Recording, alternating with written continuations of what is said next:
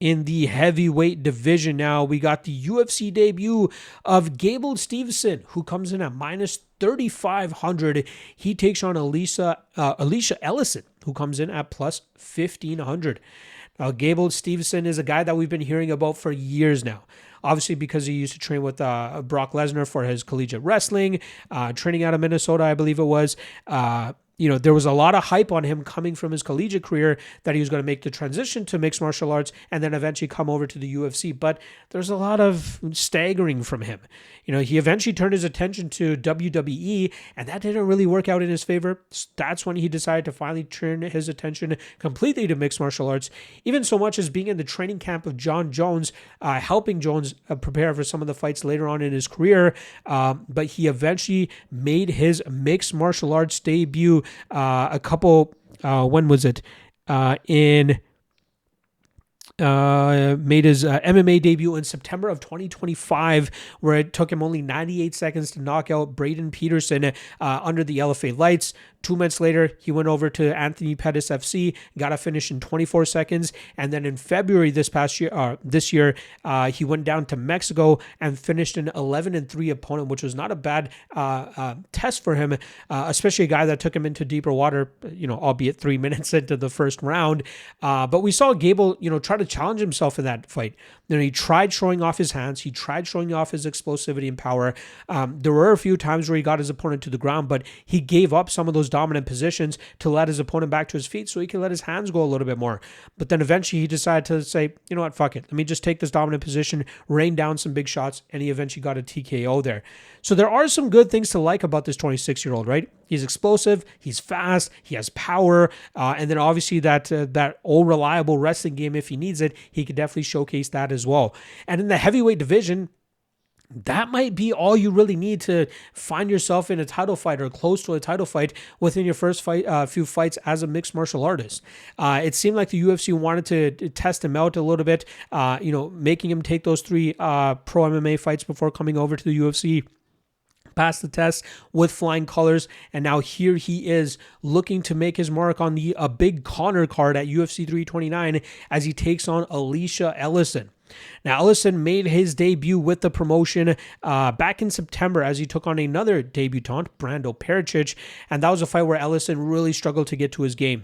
He tried getting the fight to the ground, failed on multiple takedown attempts. He eventually almost like pulled guard, but it seemed like he fell to his back to try to disrupt the balance of Pericic, but then Pericic, before Ellison could even snatch onto anything of significance, Pericic landed a few bombs and Ellison's lights got turned out pretty quickly there. So it was a very bad performance from the Washington native.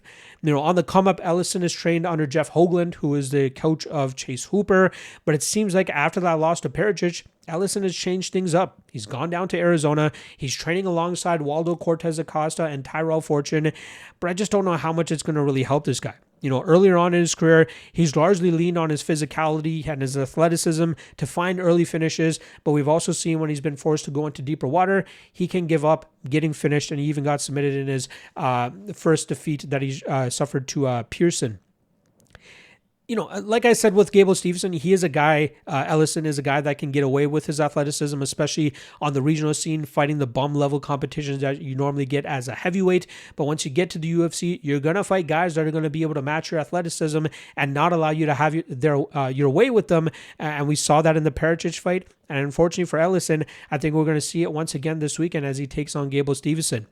Now, this fight is obviously chalk to shit, right? Minus 3,500 on a guy like Gable Steveson, which absolutely makes sense. Sorry.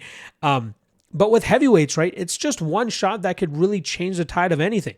Ellison absolutely has a chance of landing that big shot on Steveson to turn the tide and snatch momentum in his favor. But I think it is a very, very low percentage chance. Like, even if you give Gable Steveson a 90% chance of winning this matchup, that's minus 900.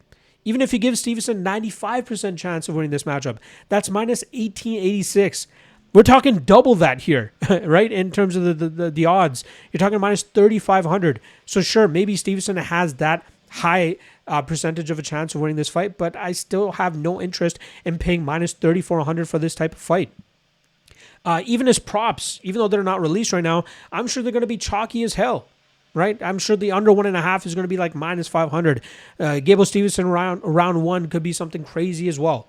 So I don't think there's going to be anything playable in this matchup. This is one of those spots where you just kind of sit back and hope Gable Steveson doesn't fumble the bag at all. This is a very winnable matchup for him. It should be an easy fight for him as well. And I don't think Ellison training down in Arizona with Cortez Acosta and Fortune is going to help him whatsoever in this matchup. Maybe in future matchups, but in this matchup, it's not going to work out for him. I'm going Gable Steveson round one, and I think we see Steveson get the knockout.